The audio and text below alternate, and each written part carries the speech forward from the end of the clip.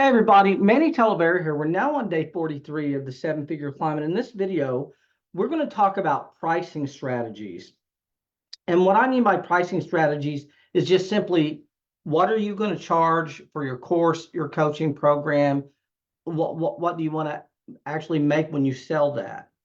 And I'm going to give you some insights on this. I can tell you the three major markets are health, wealth, and relationships.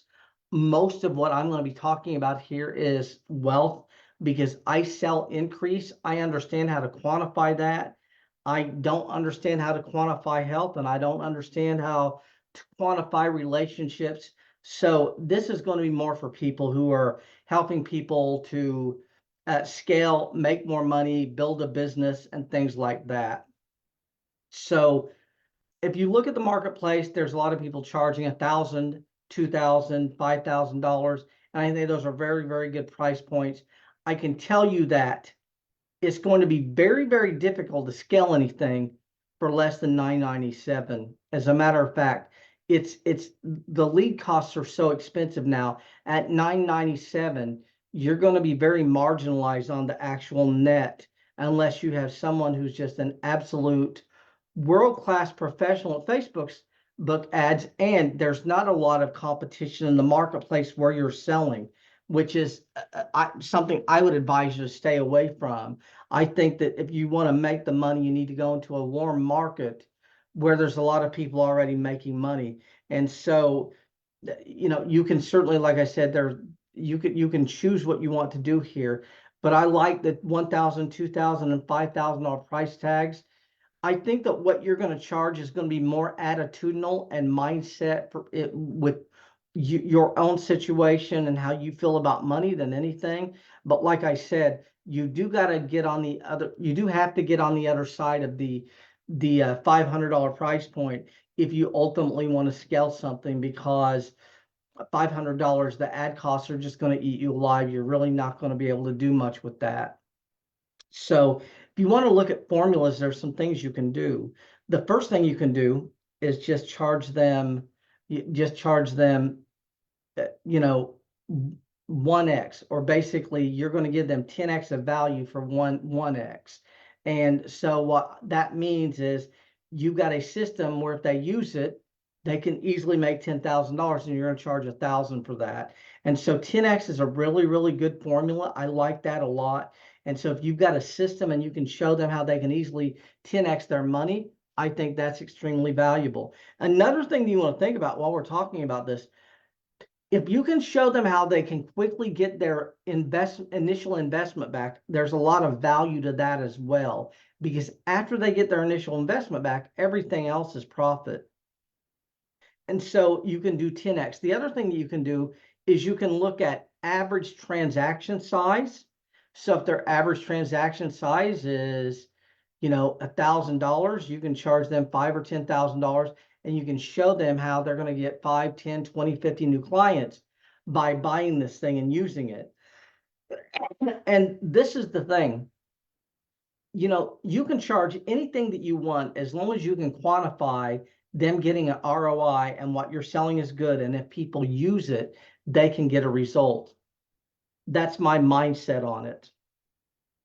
So another thing that you can do is look at lifetime value of a customer. And so if a person has a customer, their average transaction size is $1,000. Average person buys 7 times. They've got a 50% profit margin. So average person buys 7 times, 7 times 1,000, 7,000. If they're on a 50% margin, they're making $3,500 per new customer you get them. And so if you can show them how to easily get 10 new customers, you can easily charge $3,500 for that, because ultimately they're going to make $35,000 from that over the lifetime of those customers. Now, and I think that Frank Kern, how he was doing it, he was charging like 17.5 or something like that, 17,000, 17.5, and he was selling to plastic surgeons, and their average transaction size was like 30,000, 35,000. So if you got him just one new customer, they would do really well. They would make their money back and they would have some profit. And then once they get into 2, 3, 4, and 5 customers, they're going to start making really, really good return on that investment. Another thing you want to think about is if you're teaching people how to buy and sell homes. So you're teaching people how to go out and they're going to buy a home, they're going to sell a home, they're going to flip it, and on average they can make 25 grand. There's no reason you can't charge 25,000 for that, because you're just taking the profit from the first transaction. So they give you 25 grand, they flip their first house, they're even, and now they get to keep doing that over and over and over again. And they're going to continue to make money for a lifetime from that. And so again, it's all going to be based on what you're willing to charge, the marketplace you're selling into, and things like that. That's going to have a lot more to do with you're being successful than what it is you're selling in a lot of cases. As a matter of fact, if you just Russell Brunson talks about it a lot. It's going to be more about the who than the what. So if you've got a way to help people increase, the who you sell to is going to be what determines how much money you make. And so if you're over here trying to sell to startups and you quit selling to startups and start selling to setups, you can charge 10x more money and you can have a lot more success. And I can tell you also, way more difficult to get a startup to 10,000 or 100,000 than it is to get someone to 1 million who's already doing, $50 or $100,000 a month. Way easier on this side. And what's interesting is you get credit for everything they're doing. And so you get to make posts like, my client just crossed $4 million in revenue. People just assume you took the client to 4 million in revenue. You might have got the client when they're at 3.5 million. You're not telling that whole story though, and so you get a lot of credit for what they would probably have done anyway. That's another thing. So if you're selling increase and you've got someone at 2 million and they want to be at 4 million, they're already on an incline.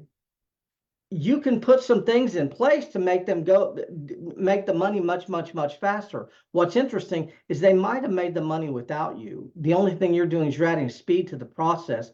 But what's great about it is you get credit for that money, whether you help them make it or not. So you come in and you make all these changes, the money might have came in anyway, but you still get credit for it. And like I said, just much easier to work with people and charge more when they're bringing in revenue. And that's another thing you want to think about.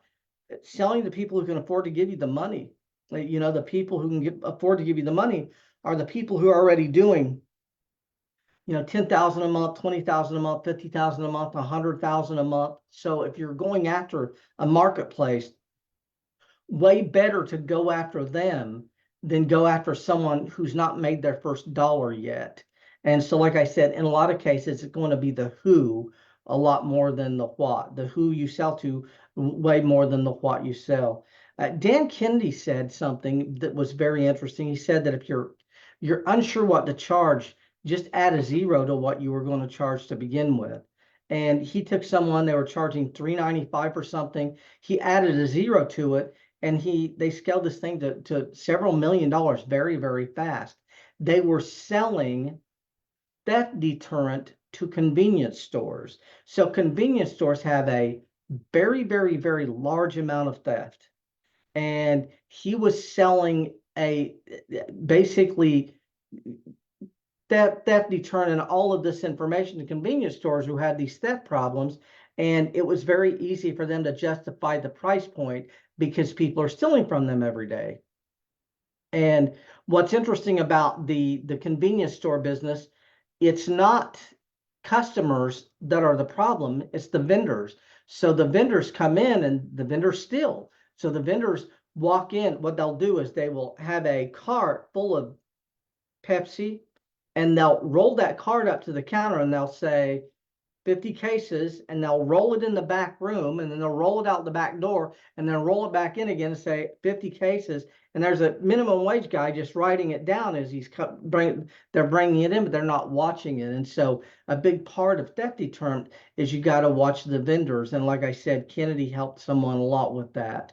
And so again, the bottom line on all of this is that a lot of this is all going to be based on your mindset, your perception, the value that you feel that you're bringing to the marketplace, and then your financial situation.